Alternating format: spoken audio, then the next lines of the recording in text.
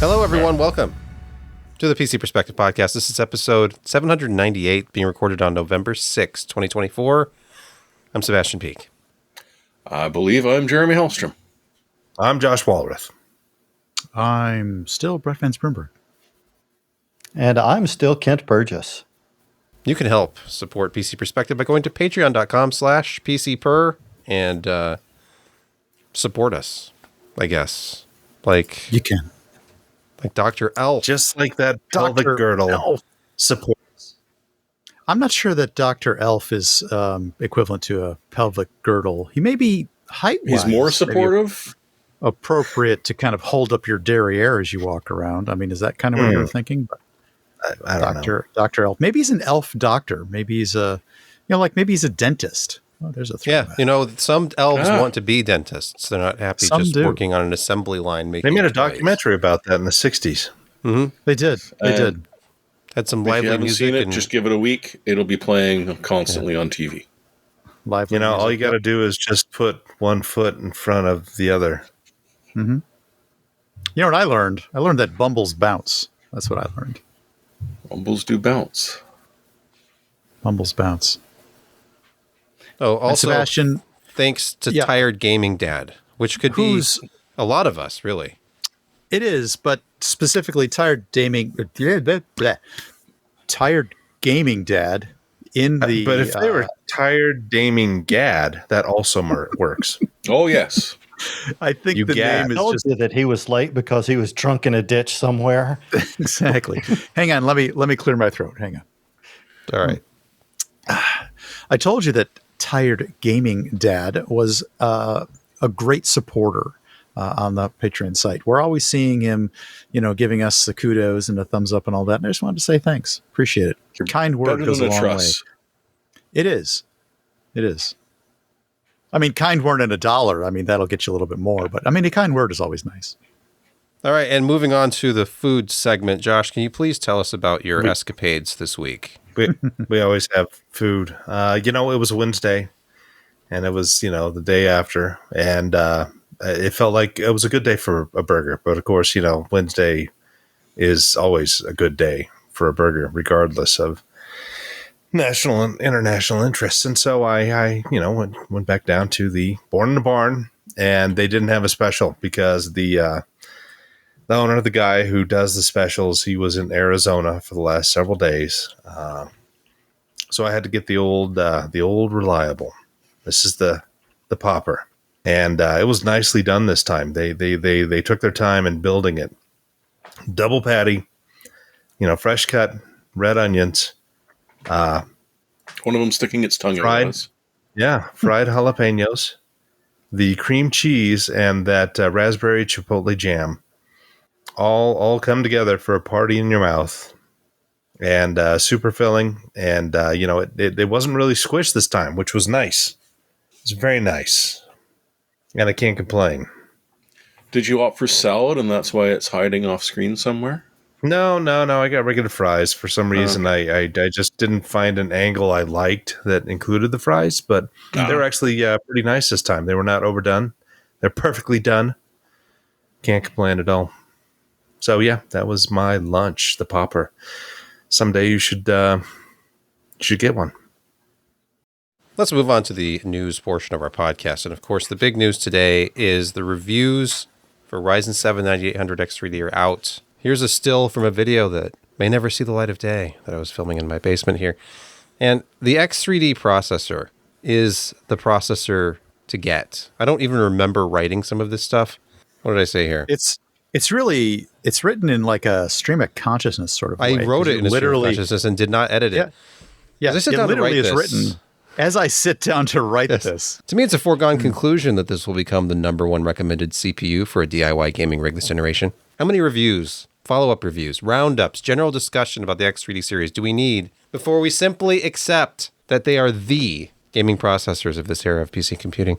Intel lost a lot of ground with their struggles in recent years, and for DIY enthusiasts, it seems like the processor selection is more of a question of which Ryzen, not AMD versus Intel. And of course, when I write which Ryzen, I mean X3D, or X3D. What I wanted to do with the review was something closer to what Tech Power Up did. Those massive charts, the big chart energy, if you will, of TPU. And if you just scroll to the navigation drop down here, they haven't broken down by resolution. You don't have to scroll far down the charts.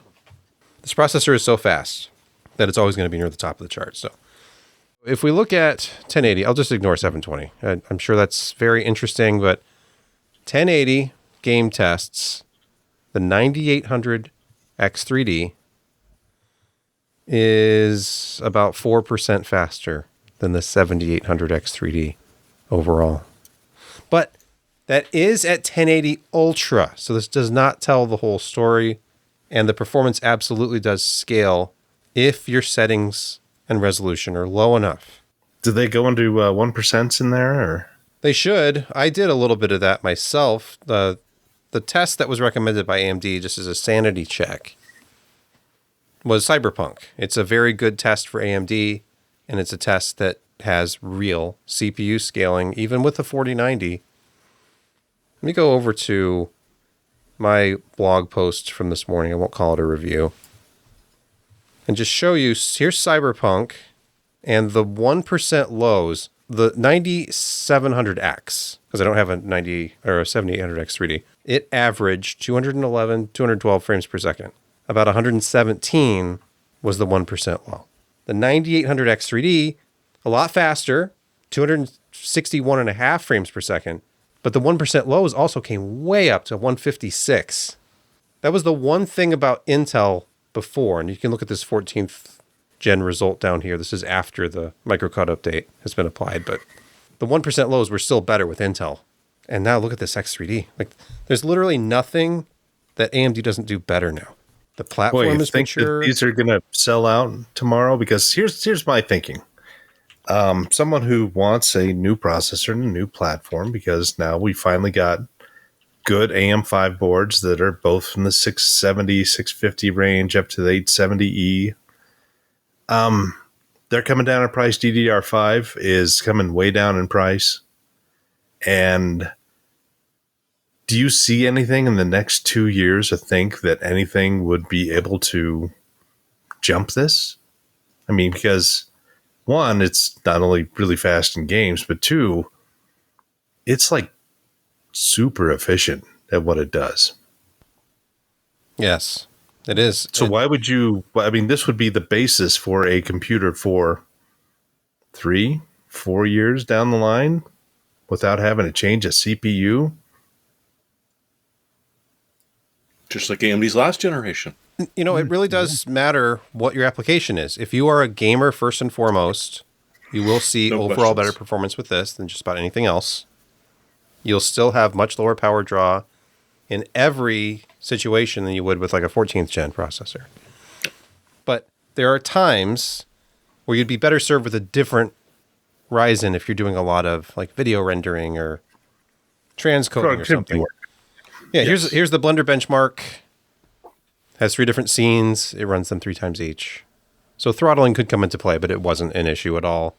If you look at the Intel results, even limited to 253 watts, as this was in our testing, the Intel part is still significantly faster in multi-threaded workloads. I mean, it's unfair because there should have been a 9950 in there as well, just to kind of balance things out. But if you're just looking in terms of like a price point, because there's going to be deals out there for 13th and 14th gen Core i9 parts. I don't know. In the gaming stuff, like when it actually starts to scale would be, like I had to go all the way back to Firestrike to get real scaling. Steel Nomad is the current high-end 3D Mark test. There's virtually no difference between these 3 parts. It's almost a rounding error. There's like, 20, 30 points. Time Spy, same thing. Just a little bit better performance from AMD than Intel. If you go all the way back to Firestrike, suddenly Intel is way behind. And the Ryzen 7 parts are 20,000 points ahead at the top of the list. So and it's the same thing happens when you have any kind of CPU-bound game or if you're playing at lower resolutions like the Cyberpunk result. Like if we were to look at Tech Power Up's 720p gaming tests, I bet you'd see a huge difference. This has got me thinking about the whole monitor resolution thing again. But ultimately, if the 1% lows are significantly better, then you can't lose because you're not going to lose performance. And you'll have a better overall experience because Yes. you're not going to have that strange drops and some micro stutters and all those other things that people kind of complain about. I found 1% used to be, I'm sorry to interrupt, 1% used to be like AMD's worst case scenario in a lot of their CPUs.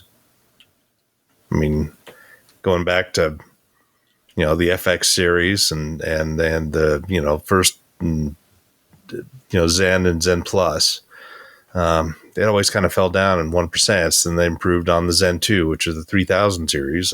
But yeah,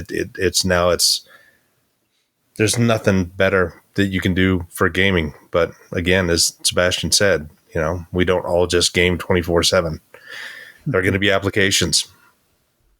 And there's a different Ryzen processor for you. That's what I'm trying to say. You don't have to buy the 9800X3D, but I really don't love the multi-CCD Ryzen experience right now. I loved how I could just install Windows, install the latest AMD chipset driver, and it just worked. And I got great performance in the game testing, great application performance, was very efficient. And I didn't have to worry about core parking and Xbox Game Bar and any of that stuff. So single CCD is the way to go. Do you really need more than 8 cores and 16 threads? And if you do, yeah, it's worth the extra work, I guess. So I kind of tweeted this out earlier. Do you remember kind of the same specs of your machine that you first played Quake 2 on? Don't remember. I'm thinking. Okay. Well, Josh, you said it was 16 megabytes of RAM. I was kind of wrong. 5. By the time Quake 2 came out, I had 64 megs. But the point still stands, is that you could run an OS and a cutting-edge 3D game in 1998 inside the L3 cache of your CPU. Yes, I suppose you could. I mean, it would take a lot of work to do that because memory Programming address would be. But yeah, you could run, and not only that, but you could run the entire installed game in your RAM because it was 700 megabytes of space on a hard drive for Quake 2. And did we complain about how much space it took up? I mean, my God. Game. Well, yeah, when you only had a 1.2 gigabyte Storage was expensive. hard drive. Yeah, you think about the amount of VRAM that graphics cards had into the mid 2000s. There's more L3 cache on one of these Ryzen processors. Yeah. Yeah, the GeForce FX was 128 meg vid card. That was a lot. Yeah, the previous Yes, that GeForce was 4 hefty. stuff, 64 megabytes, 32 megabytes on a lot of those cards. Yep. I think one of the interesting things about the launch, obviously, is we talked about the cache hierarchy. Now we have the potential for significantly better thermals. One of the things I noticed was just really high clocks. There's no... Or overclocking at all. You're getting it. Yeah, and DeBauer's review, he actually went into the overclocking. He actually delidded one. But he was able to get 5.6 gigahertz on it overclock. Now, this is the one he had delidded. He was still getting amazing temperatures. Of course, it's been delidded and direct die cooled at that point. But yeah, he was really amazed with the overclocking performance just in general.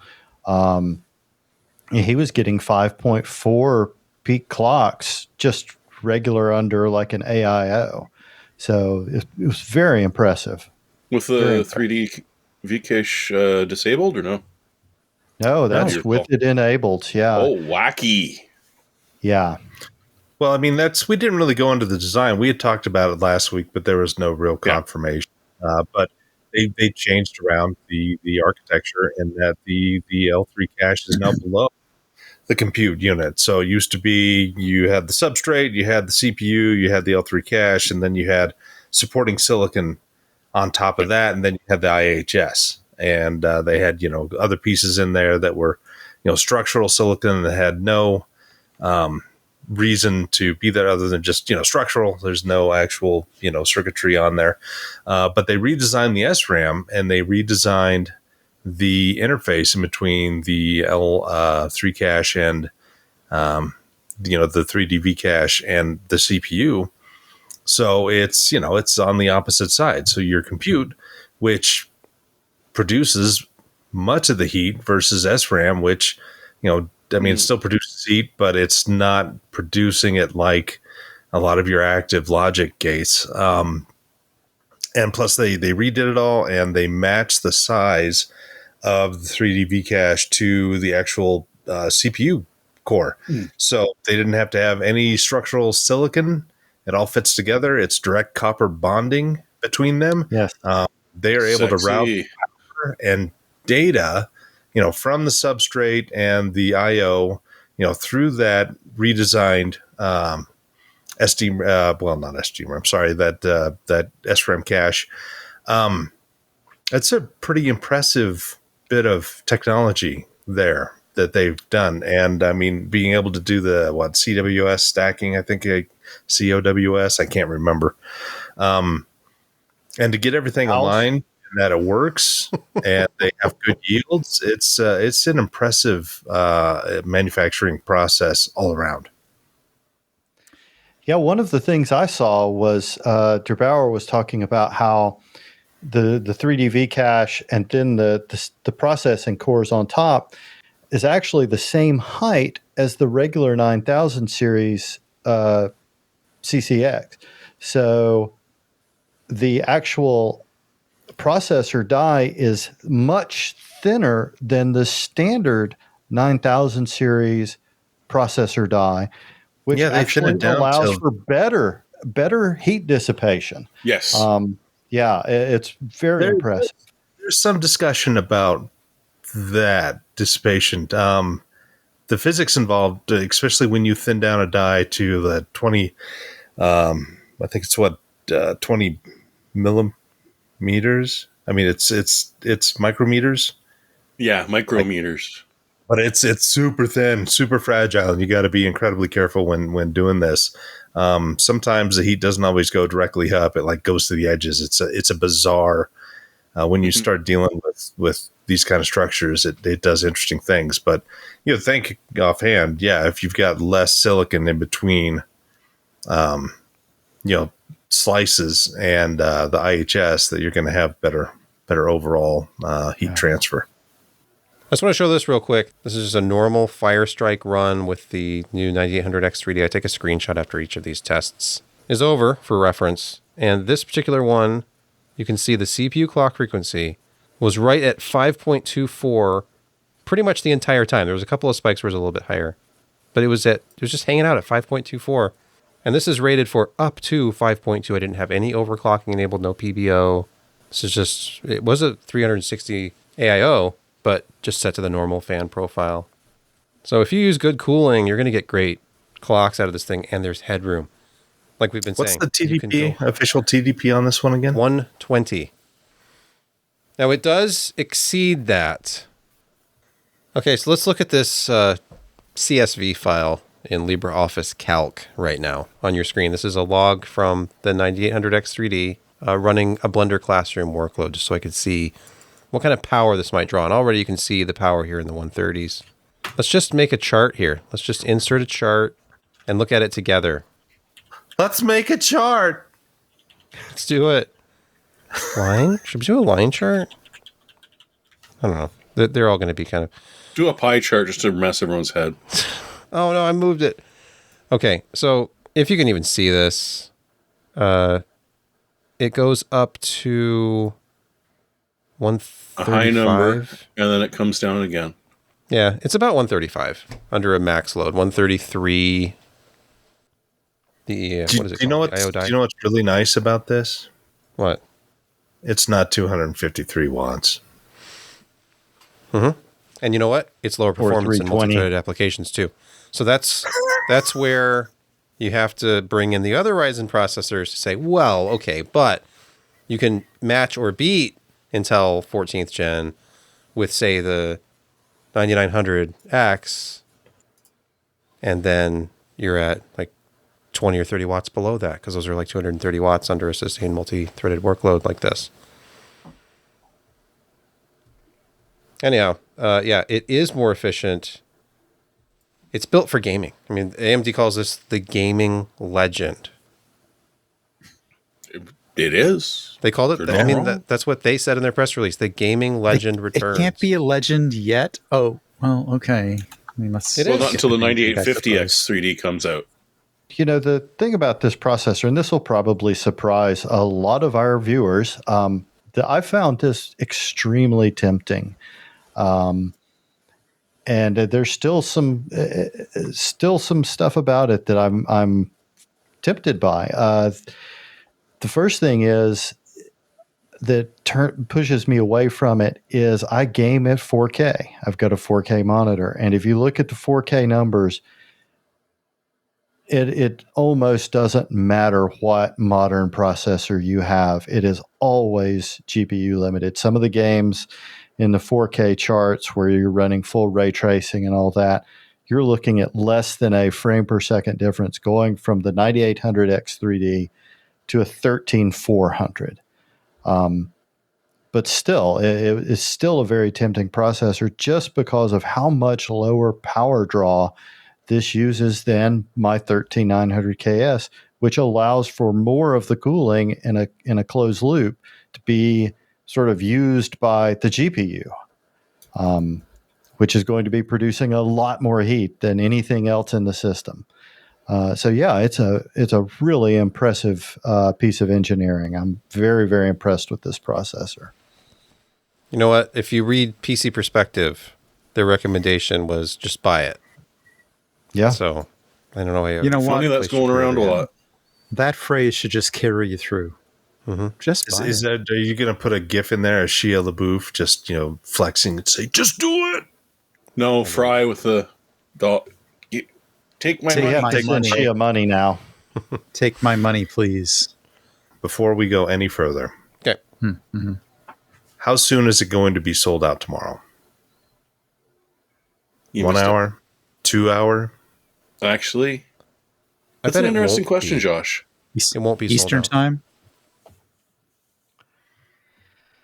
Yeah, it's at 7 p.m. Mountain is when Newegg and those guys all release their new CPUs. I have a feeling there's under normal circumstances, I would say before noon Eastern time, but I'll be honest, with the way the economy is right now, I don't know.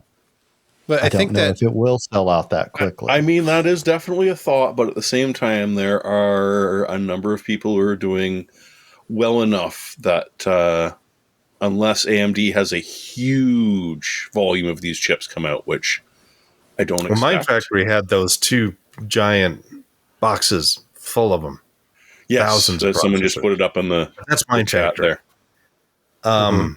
My Yes, guess is within 2 hours it's going to be sold out because people are looking at this. They're looking at the price of DDR5. They're looking at now a bunch of different motherboards that are, relatively priced. If you got the one I talked about last week where you got the free memory with a $315 motherboard. there's still it's incentive to give $400. away the free memory. Yes, they're getting kickbacks from AMD to give away the free memory still, it seems. And so, and people with, the election, they're probably worried about, well, what about tariffs? Are tariffs going to come back?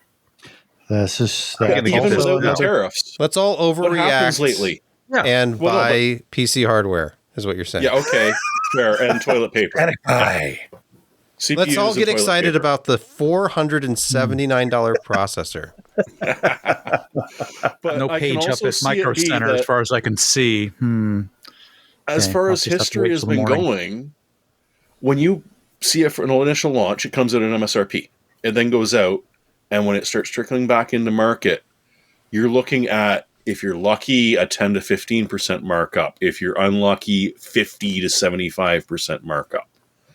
That's just how things have been going for several years now. So there is a little bit of buy it now, even if I can't deal with anything else.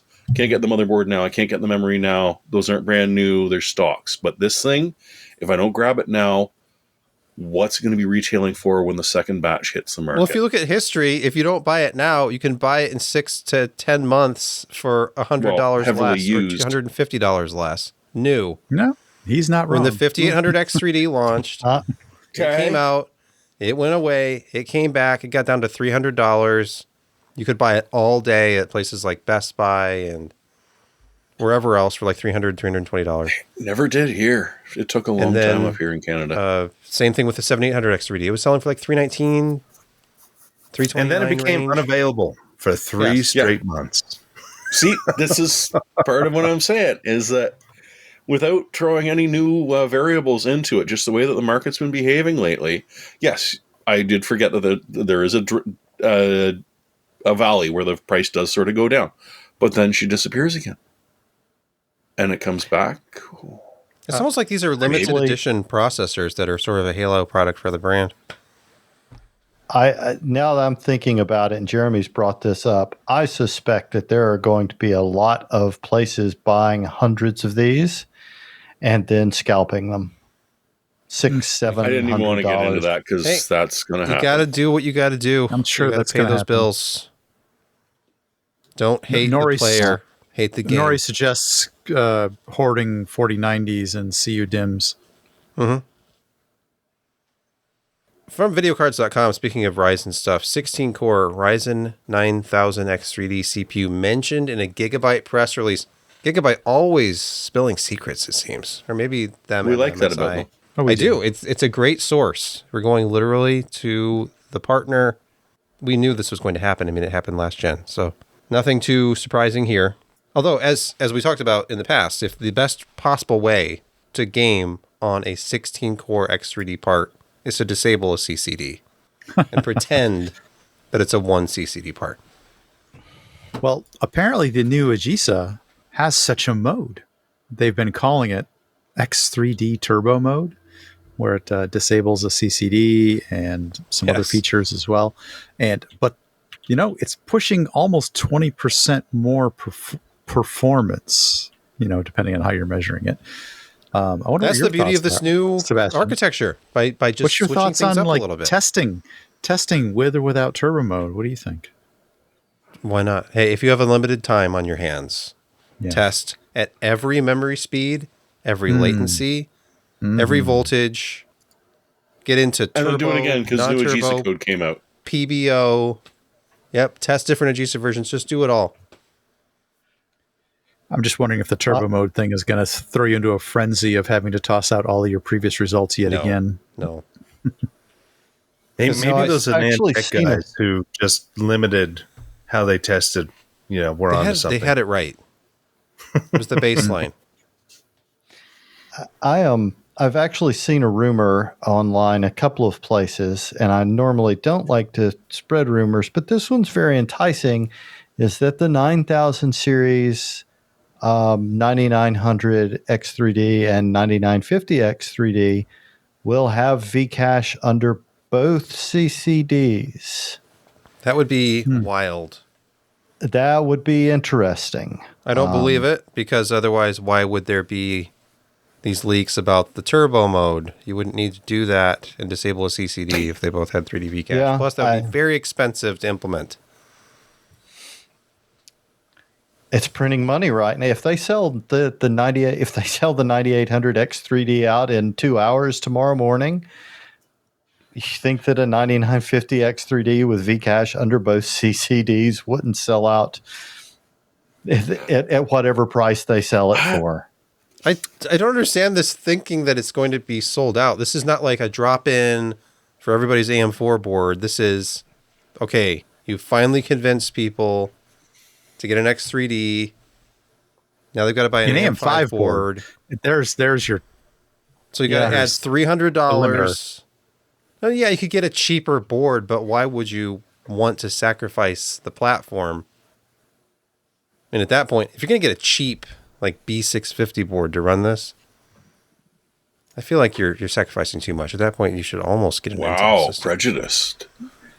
Ouch. I'm just saying, like, the connectivity is not as good. An X870E board has just state of the art. Sebastian wants his connectivity. USB 4. I want my USB 4. I want my Wi-Fi 7. I mean, come on. I want lots Give of it to me. PCI Express 5 M.2 slots. You want to step on your And I lanes. don't want to pay for it. I don't know. I guess we'll discuss this next week. Indeed. It's true. And what we'll discuss right now are financials. We're not a financial podcast. Last week it may have felt that way. Unless we This are. week we have to talk about Intel, Josh. Intel made $13.3 billion.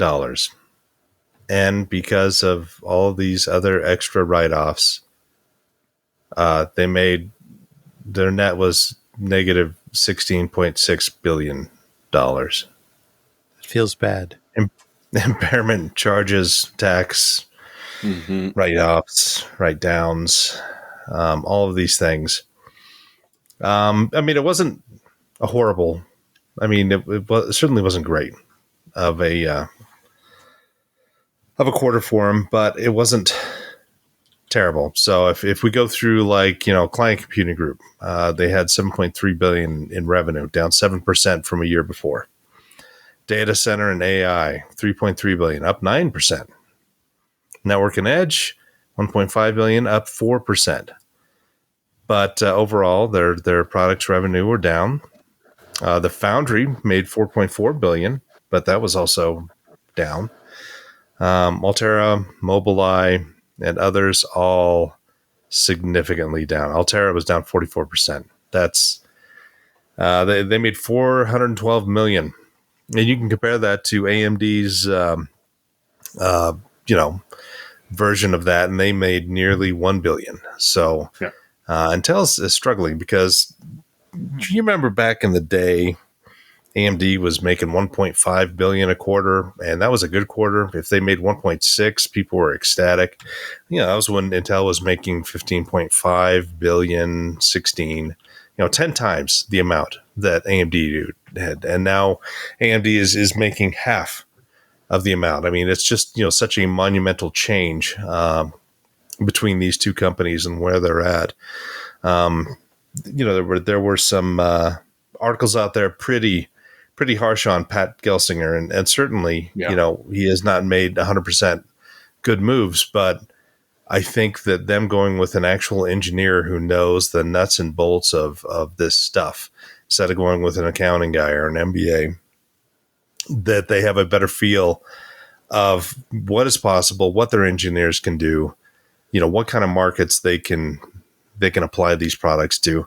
And, they didn't get dinged horribly for a pretty terrible quarter in terms of overall negative net revenue. But they still have a ways to go. They have a lot of restructuring. They're still getting rid of stuff. They're just trying to get their process nodes up to snuff. They're trying to release products on their process technology rather than TSMC's. It's a lot going on. I think they're eventually going to do it. And interestingly enough, after this election, the share price of Intel went up dramatically. And one thing that I did want to mention that AMD, not so much, because they came in with a really great quarter. They made profit, and their share price sort of went up for a second and then just scooped down. And Josh, for the first time ever, AMD has outsold Intel in the data center space. I think we talked. Did we talk about this last week? This is a trend that's been going on. I don't think so. Well, we finally got the numbers today, or yesterday from Intel. And yeah, I mean, the AMD has gotten a huge boost from their Instinct line, which has contributed something like $5 billion to their bottom line this year.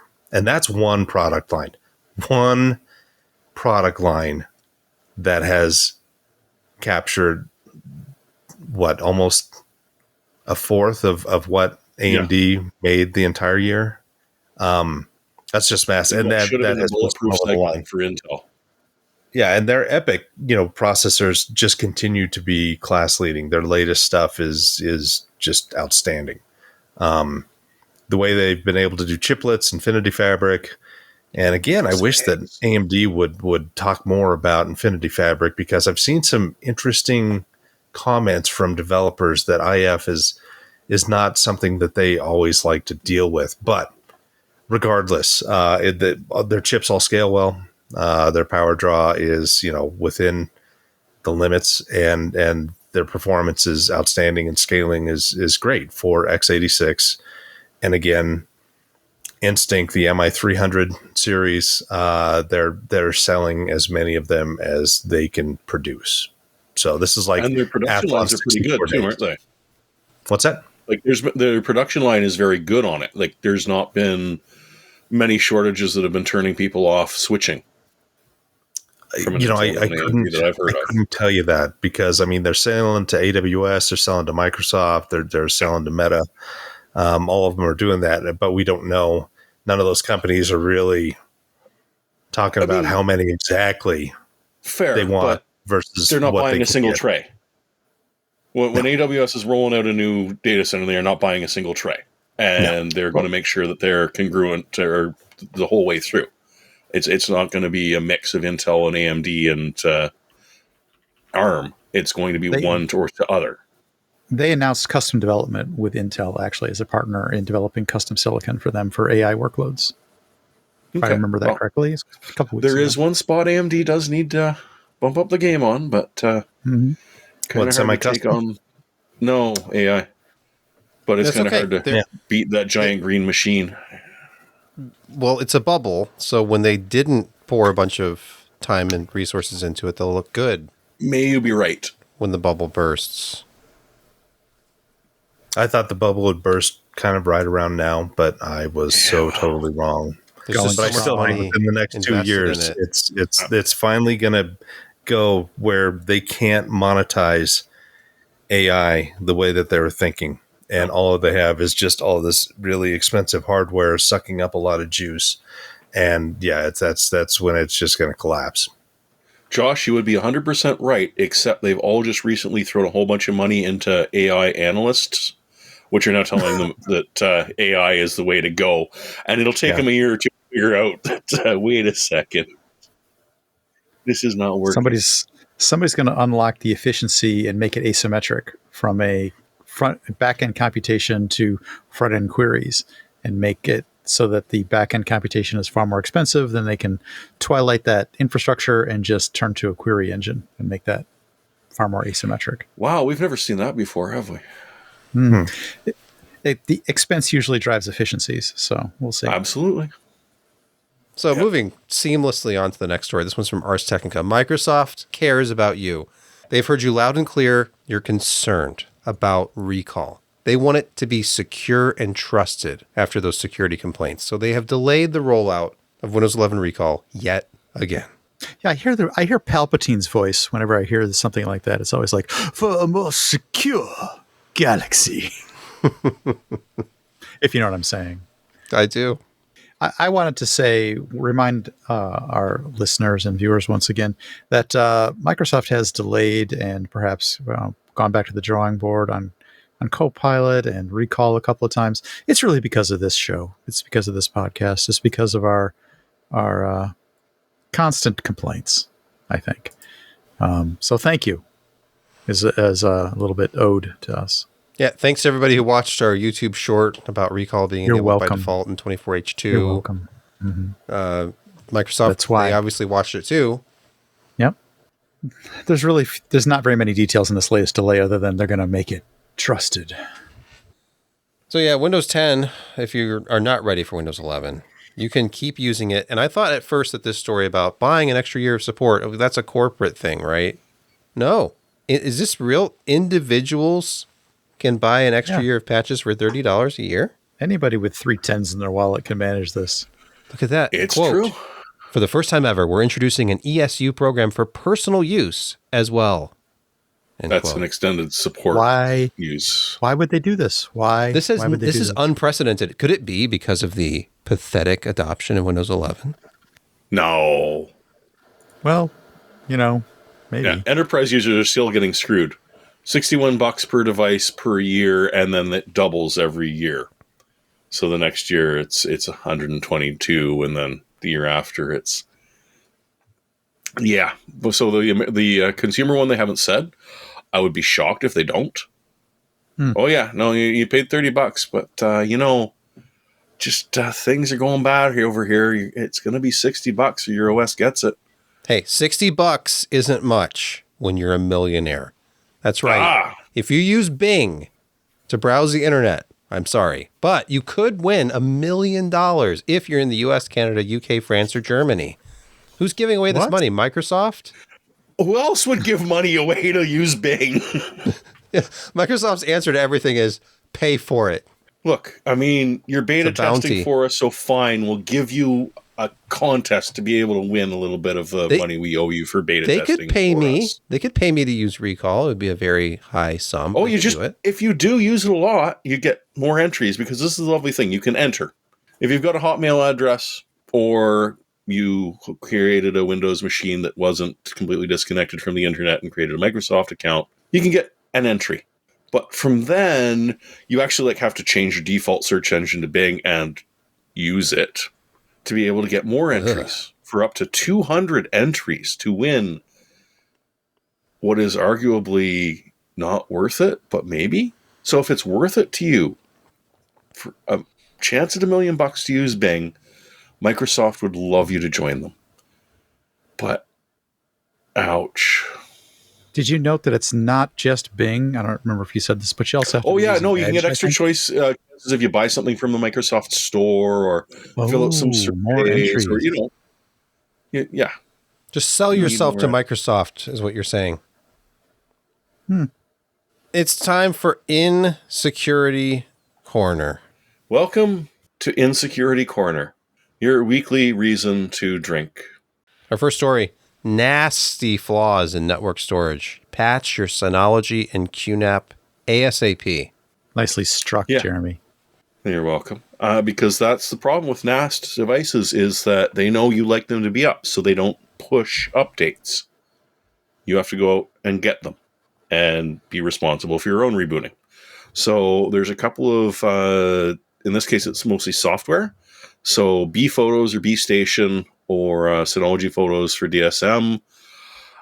If you don't patch, it's a lovely, wonderful remote code execution flaw.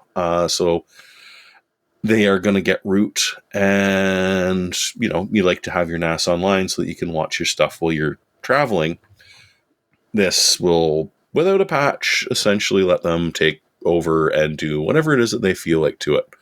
QNAP went for an even older classic, the SQL injection. It's always something you love.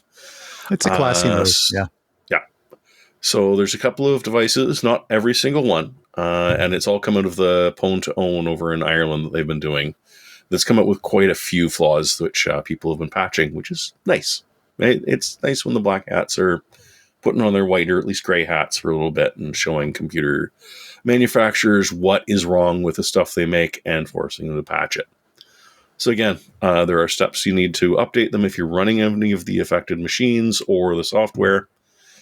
And you should do it, because if someone's got root on your NAS, you don't want people rooting in your NAS. Next, Windows Themes zero-day bug exposes users to NTLM credential theft. First off, I mean, I am so glad that new technology land manager has come into our world, because it has definitely not been involved in a whole crap load of hacks. So our new way of authenticating over top of networks is just wonderful. Well, anyways, this is a patch that was patched on top of a patch on a patch that they had to patch. I think I got the number of patches there right. If you decided to get a theme file, and all you really had to do was save it somewhere or move it from one location to another, you didn't have to open it. It would, start stealing credentials, because, theme active, it's not active desktop anymore, but there's the thing we all used to loathe in the background, in the good old days. it's something similar to that, where just the actual existence of the file is going to be enough that they can run some interesting little things to watch your computer authenticate against the network, watch your account authenticate against the network, watch the network and other machines on that network authenticate to your machine, and just do horrific things. And so they did find this issue, and they patched it, and then they realized that, wait a second, there is still more that they needed to patch. And so very recently, there has been a brand new one. If you want to go out, there is a place you can get the patch. It hasn't been pushed by Microsoft yet. So, I mean, install at your own risk. But at the same time, is it riskier to go to a company that's got like I think it's Acros Security or something like that? They've got a decent history. They've got a little micro patch that should fix it, so you don't have to wait for Microsoft. Otherwise, Patch Tuesday is a long way off right now. They were forcing the OS to authenticate against their endpoint using your currently active NTLM credentials, and then they could capture those as they came in and were presented to their endpoint, and then use them against you later. That was their cute little hook. Just by moving the theme file around, as you pointed out, would cause the operating system to try and apply that, and the theme file itself held the endpoint at which the NTLM credentials would be applied, and that's how they got you. No, ever since we've started seeing the new 24H2 come out, and there's that wonderful little link on the click here to see where more information about this picture. Like, oh god, this is going to be a nightmare, and it hasn't been yet, but it will be. Next, LastPass warns of fake support centers trying to steal customer data. 5 stars. 5 out of 5.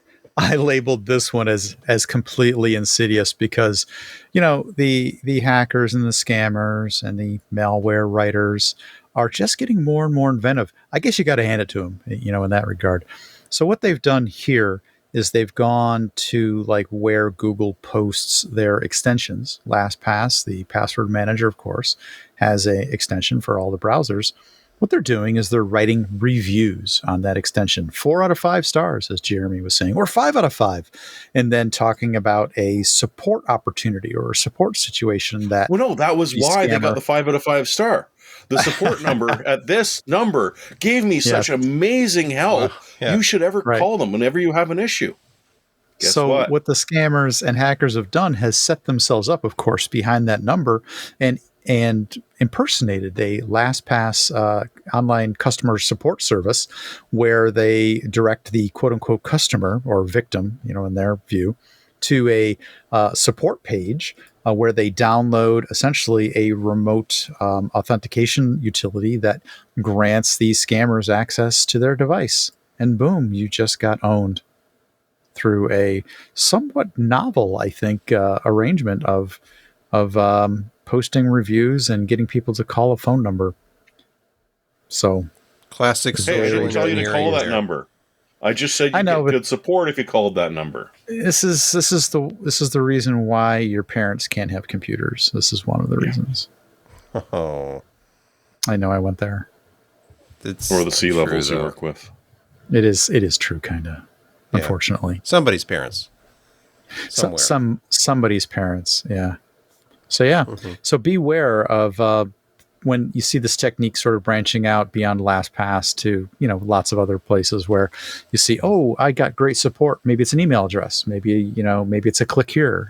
This is their support site, or in this case a phone number. Just be very wary of picking that stuff up out of a review and then relying upon it as if it's fact, because you're likely to see this technique multiply if it's not already. Unless it's a PCPer address, in which case you're totally 100% safe. We would never do that to a lot of people a lot of the time. I always just give people Brett's personal phone number. And that's ideal. Actually, the article does point out that they're starting to use this phone number for a lot of other services like Adobe, Facebook, Hulu, Ticketmaster, Capital One, iCloud, Call center, PayPal, Roku, Verizon, Netflix, pretty much everybody who uses anything. This is the phone number for you where you can get support. And then they answer, and they're Hi, like, "How many?" Netflix. I'd like to complain. You took away all my active interactive titles. Let me help you with that, sir. Please download this utility, and we'll It's get like, how may I right on direct your that. call?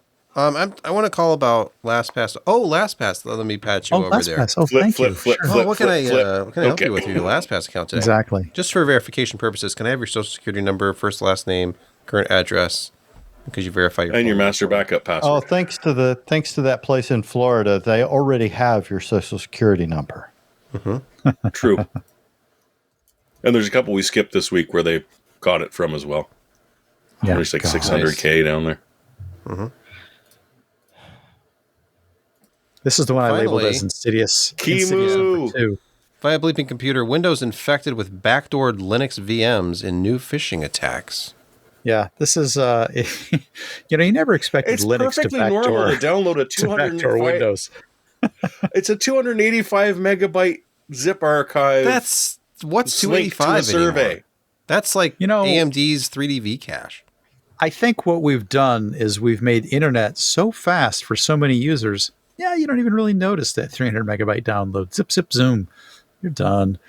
There you go. You got that on there. And once you click on the quote unquote survey link, it unpacks that archive into a Linux VM, disguises that that's what it's doing. And wonderfully for the scammers and hackers attacking your local box, they now have a process space where they can run pretty much whatever they want in that QEMU area. And none of the virus scanners can see it because it's inside a VM. The sweet thing about this is the QEMU virtual machine is blessed by Microsoft. So it's got the proper keys that, this is an executable. It's not suspicious That's fine at to all. run. That's fine to run. Let's run that. And then, of course, the scammers are running their malware inside the VM and then using that to attack the Windows space. But VMs are supposed to be sandbox. It should be safe. Yeah, but that was inconvenient for some people, so they dug some tunnels. Yeah. So this is very, very insidious. It's invisible, essentially, unless you know what you're looking for. And then they perform a variety of backdoor operations. I mean, they open up control sockets, so you get a server. They generate keys so they can remote log into their QEMU VM. It's just a plethora of helpful wares for the remote hackers here. And you probably never even saw it coming. They were nice enough that when you try and open the survey link, not only does it do this, but you get an internal server error. So it kind of looks like it was a survey, but it's broken. Oh, yeah, something broke. Like when you try to execute the quote-unquote survey, it fails with a reasonable-looking error. And if you reboot, don't worry, it comes back. It comes back. Coming back. Yeah, I love this world. Just wait till tomorrow. Yeah, hey, wait. Is tomorrow what I think it is as we seamlessly transition into gaming quick hits? I think tomorrow is PlayStation 5 Pro Day, isn't it? It is. And you write here that the PS5 Pro's worst enemy is the PS5. And apparently, I grabbed the Ars Technica review, but there were a couple other ones out there. And a lot of the reviewers were like, so I got my PS5 Pro, and I got my PS5, and I got 2 HDMI ports on my TV, so I'm going to flip back and forth between them. And, okay, well, if I take a screenshot, there are differences. But while I'm playing, if you'd done the blind taste test on me, I probably would not be able to tell you which was which. Which kind of sucks. Video in motion, it disguises a lot of imperfections. So yes, if you're actually playing especially games on a console and not pixel peeping screenshots, you're probably not going to see much of a difference at all. No. Which means you're going to be blowing $250 and losing your DVD drive or Blu-ray drive. Well, there was already the digital edition, which means, you're paying even more. Because think about it, for I think it was $50 less to get the one without the CD drive, without the Blu-ray drive now. Or was it $100 less? It was significantly cheaper to get the one without the disc drive. And so now you can do that, but pay more. Right. Even more than the one with the disc drive. And it doesn't come with a vertical stand, which the other one came with. Now you got to pay $30 for that. So by the time you get the vertical stand and the optical drive back, you're another $100 behind. So you do get slightly more system RAM, and it's now a 2 terabyte drive, both of which would be significantly cheaper. that is than nice that you have double the 250 storage, bucks. but they should have just done that anyway. True. Okay, I'm on the official Sony website where you can pre-order the PS5 Pro. Click on that link, and it will start. Let's see, $699.99. And if you want an optical drive, where are the recommended accessories down here? The vertical stand is $30 on its own. The disc drive is What are they, $80. Apple? So just to have the same experience as That's the $30, not $500 console. $300. No, I was Fair. going to say Yeah, that's not $900 caster wheels. Hey, it doesn't have wheels. Yeah. Scroll over. How much are the wheels? Whoa, The Apple disc version drive is here would currently use anti-gravity, by the unavailable? way. Anti-gravity, that's what the Apple version would use, by the way. Oh, I'm sorry, that's A stand. unavailable. I wonder if there was a production issue with it. Because why, if it hasn't even been released yet, has it gone to unavailable status unless they just sold out in pre-order? Is it really a hat? It's like a sidecar. Yeah. Okay, good. It kind of, for a second there, I thought it was a hat sitting on the top of it. No, it's a sidecar. You know, it should have just been part of the console, since this is a matching like plastic trim piece that gives you like a wide fender look here with your optical drive. You actually have to remove the cover, and then it has to cover the Yes. area where the drive mechanism is not, so it's very custom fit. Wait, so they left a space for it? The space Oh, yeah. left empty on purpose. If The this was outside like of the box said PS4 driveless. Pro, PS4 Pro was I think a $100 upcharge, and there was a bunch of games where you could go into 60 frames per second mode, and that was noticeable. Unless you're one of those people who can't see the difference between 60 and 30 FPS. But this, I guess, there's PS5 Pro enhanced games out there. Yeah, there were several dozen of them. But you're going to struggle to see it. Because the thing is that the PS5 is pretty good at faking it already. If you haven't So we'll see played what... it, the built-in game, the one you get for free if you buy a PS5, the Astro's Playroom, looks so good. They've done such a good job that you'd be convinced at times you're looking at real-time hardware ray tracing. The lighting is fantastic. The textures are amazing. So they've already done a lot with the console if the game has been like custom tailored to take advantage of what the console hardware can do. So let's and how many exclusive games are there on the PS5 that people just have to have the system to play? There's... Well, what about... Yeah, exactly. Or...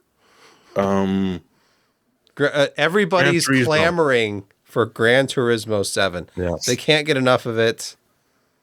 And all those other games that you can only get on the PS5 as opposed to the Xbox Series X or the PC. Anyway. Should we look at something else? Like this story at our second cut. Dystopia. Dystopia. It's a beautiful cyberpunk city builder without the ugly details. Look at this picture. It's all you need is the neon, the kind of That's literally what you're doing.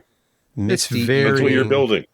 Very Blade Runner-esque, but just done in a just a vibe way. They talk about the vibe of this. Yeah, the vibe It's is a very very relaxing. trendy pop culture word It's- right now. It super is. So it's got a nice like lo-fi synth soundtrack. This I is guess just that straight goes up with this. Blade Runner right here. It The is very the Blade Runner. camera movements, the Oh yeah. the I landscape. think Ridley Scott's going to sue somebody. Yeah. You can add things like roads, Harrison and Ford giant and- billboards and Yep. holograms, and you can set the look, amount a of pyramid. traffic. Well, you can attach buildings, but it doesn't allow you to kind of shape the buildings. It just gives you the ability to kind of pick one, and then it sort of makes the architecture around the building fit with it. I guess it's kind of a very cool game, and as they were saying, it's less than the cost of a big bowl of ramen. So this is on Steam for $7.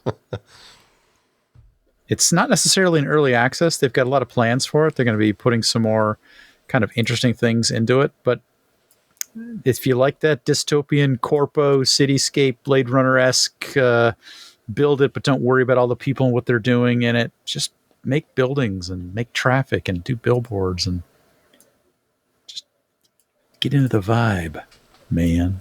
Hold on, let me see if I already have a copy of this game. Do you? So you can add things like glare and glow and fog and lens dirt and, just giving it that right. It turns out I already own this game. I already own this game. You do. Oddly enough. Yes, but it's yours using, has it been ported to Mac and Linux using Proton like this game? I think not. I'm pretty sure you can run this on any platform because it was, what's the back end? Scum VM. There's a Scum VM version of this, and it runs on everything. Okay. Next, via Game Rant, Grand Theft Auto 5 gets impressive sales update. Here's a novel idea. GTA 5 prints money. Yeah. 205 million copies in 11 years, surprising even its parent company, Take-Two Interactive. They've sold 435 million copies, like of all the GTA series, of which GTA 5 is just about half. Yeah. So it's pretty amazing. Like you said, prints money. And in fact, some of like the game passes that they're selling, they're increasing. Like over the last year, they have sold more. They're actually getting more sell-through on the game passes for GTA 5. God, I can't believe it's been 11 years. That's the other thing that's been sort of interesting, that it's been 11 years. Surprise! And all the mods. And all the mods. So that just shows no sign of slowdown until GTA 6, I imagine. Yeah. Josh, Red Dead 2 is actually sold 67 million units. That's nuts. I've only gone like 10 minutes into the game. I mean, it's a great game, but it just it turns into a job. Yeah, all I do is several jobs. Not much more to the story other than to observe 11 years and 205 million copies. Wow. Mm-hmm. Yeah. That's it. And this takes us to picks of the week. Josh, do you have a pick? Hallelujah. I do have a pick. Originally I was kind of thinking about that MSI board for $729. I linked to today the MSI RTX 4070 Super Ti with their kind of custom design.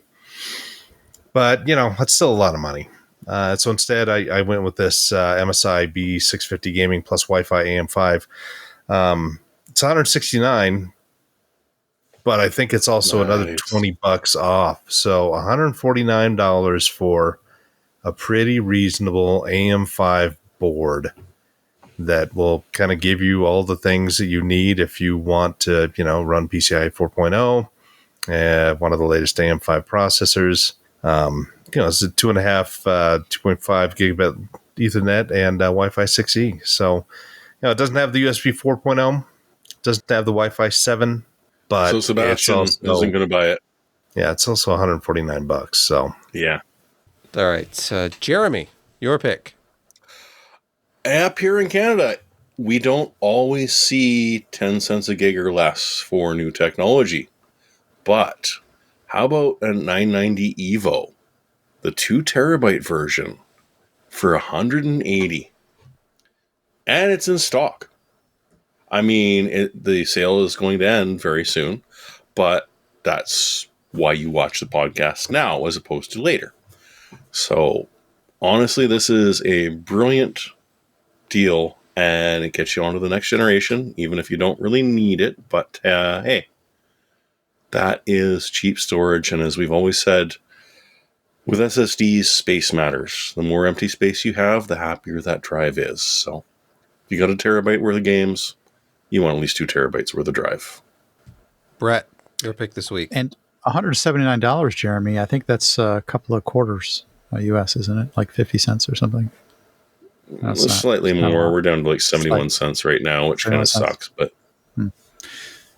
my pick this week is twofold. One, I noticed that the Phantom Menace was 25 years old. That never heard seems old. Yeah, Star Wars. So keeping going with the Star Wars theme here. Exactly. So I got a couple things going on here. One, there was an interview with an artist back then who revealed that George Lucas originally switched the names of Qui-Gon and Obi-Wan, where the older Jedi, as we know Qui-Gon nowadays, as we refer to him as the person in the bottom right-hand corner of this podcast, actually had the name Obi-Wan, and the younger Jedi had the name Qui-Gon. And the scene originally played out when Obi-Wan, the older Jedi, was killed. The younger Jedi, Qui-Gon, took his name, and he kind of lived his life, to kill Darth Maul, but took his name and became Obi-Wan, which makes the scene where they finally meet Kenobi on Tatooine originally, when he says Obi-Wan Kenobi, and he says, "Oh, I haven't heard that name in such a long time." It actually lends a little bit of a different. It hits a little different, actually, because the original story was that was not his name, and that's why George had him read it that way, or had him say it that way. Well, the Qui-Gon character was sort of an ancillary character anyway. He wasn't in the movie very much, and it was old Obi-Wan having all these adventures. Yeah. He's the one who was doing all the stuff that you see Qui-Gon doing, and because he switched the roles, that's why Obi-Wan has nothing to do. He's sitting on the ship, just occasionally communicating back and forth with a comm link, while Qui-Gon is having all the adventures and talking to the woman and discovering the boy and coming up with the whole even like slavery thing. Yeah, like the pod race, all that stuff. That was all Obi-Wan. And then for some reason he's like, no, this Qui-Gon character, that's going to be basically like half of the screen time of this entire movie, and not Obi-Wan.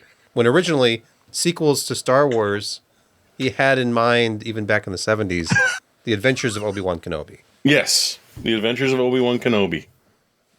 Josh looks like he's trying to decide if the beam above his head will support his weight. No, he's hoping the beam of light will come down and take him away.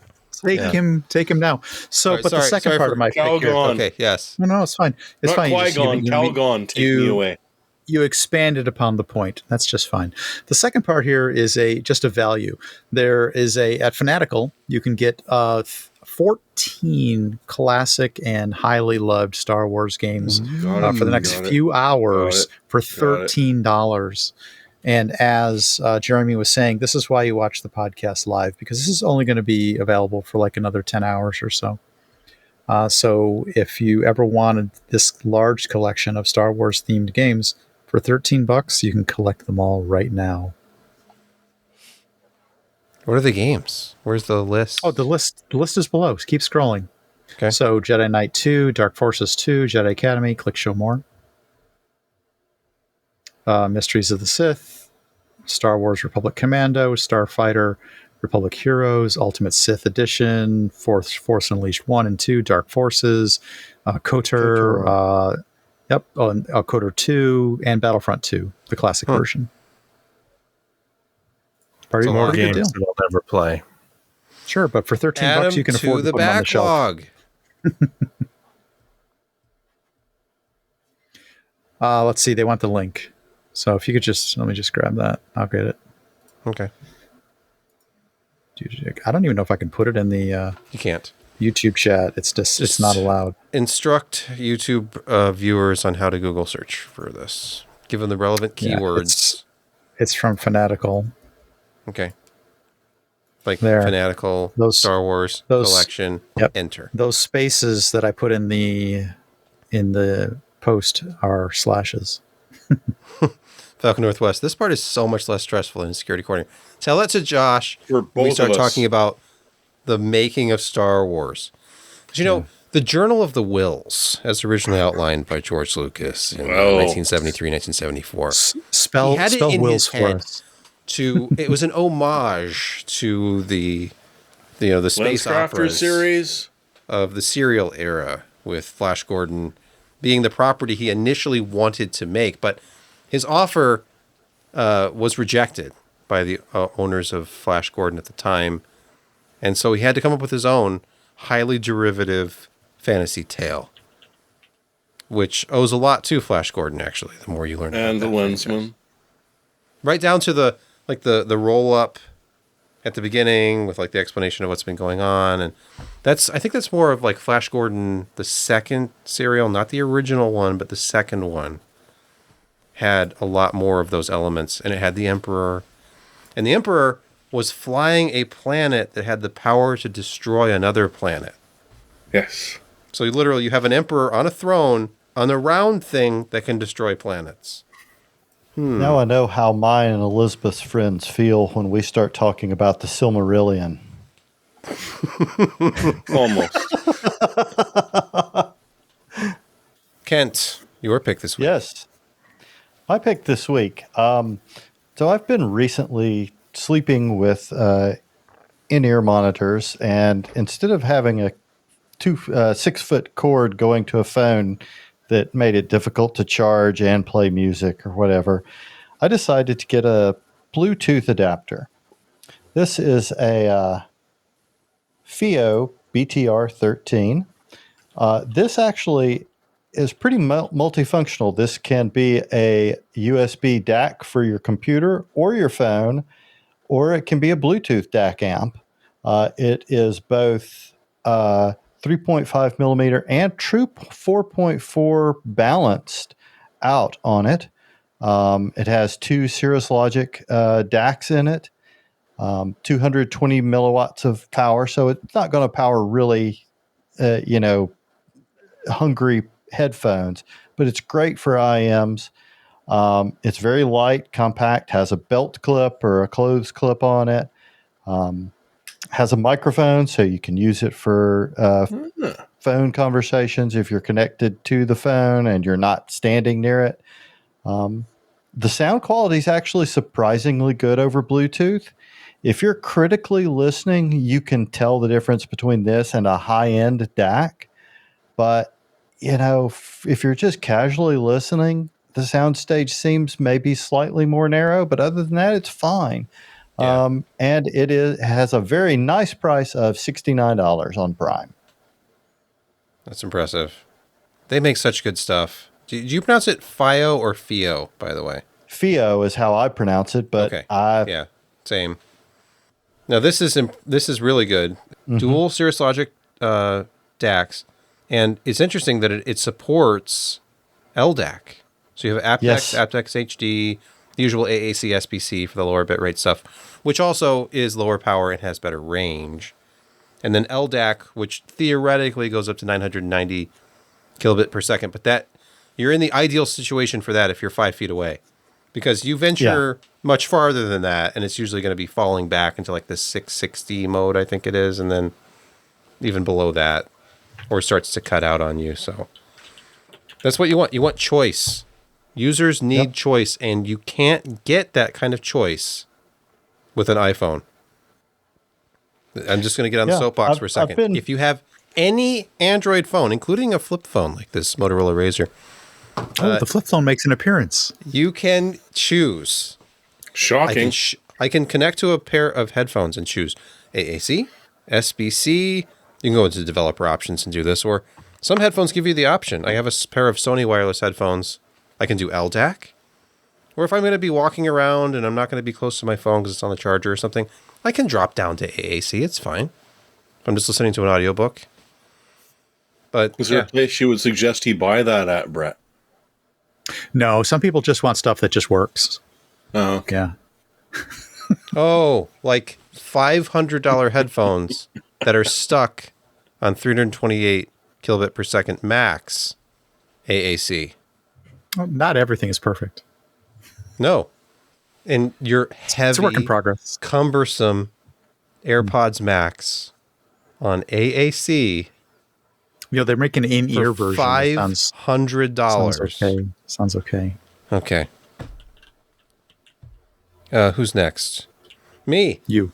My pick this week is the GOAT. The return of the GOAT. And no, I don't mean Tom Brady, and by the way.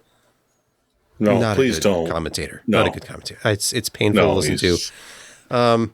The GOAT, as in GOAT Simulator, the technology, the GOAT simulation technology has been polished. It's been possibly perfected. I don't know. I haven't played it yet. It comes out tomorrow. So by the time you're listening to this podcast, this is the total package. Every DLC for the original GOAT Simulator is included. And more. They've spiffed up the graphics. Pilgor has never looked better. GOAT Simulator Remastered is the latest in GOAT simulation technology. Your favorite chaotic sandbox is back and more beautiful than ever with updated graphics, every DLC, and more bugs than you can shake a goat at. I can't wait. And that'll do it for this edition of the PC Perspective podcast. We want to thank you for tuning in live, if you're here with us live on Wednesday night at 10 p.m. Eastern or thereabouts, or if you're listening to this podcast as you drive in your Mercedes-Benz E-Class. Or Mercedes-Benz platform. Oh, Chrysler Lord, won't you buy 300. me a Mercedes-Benz? I'm sorry, I only buy Porsches. Fiat products from Chrysler. Well, you must Wait, make isn't that a amends. Stellantis thing now? Isn't all of it? I thought that was, I don't can't know. remember who owns them now. But yeah, wherever you are in the world, whatever you're doing, whatever car you're driving, maybe you're on public transportation. Maybe you live in a city that actually has reliable public transit that leaves on a regular basis and gets you to where you need to go. And whether you're on aptX, AAC, SBC, or LDAC, if you're using a wire, that's impressive because so few people actually use wired headphones anymore. Whatever you're doing, maybe you're just playing this out loud on your speakerphone obnoxiously, and everybody's been giving you the eye for a while. And they wonder, what are these guys talking about? And also, why is this podcast so long? Why do they talk about these stories for like 10 minutes at a time? Move along. Have you ever heard of pardon the interruption? There's a time limit and a rundown on the screen, and there's no rundown here. There isn't. Hasn't been for a long And time. and people have finally stopped asking about the rundown. So I'm bringing it up again, so they'll start asking about it again. That's what you Anyway. want.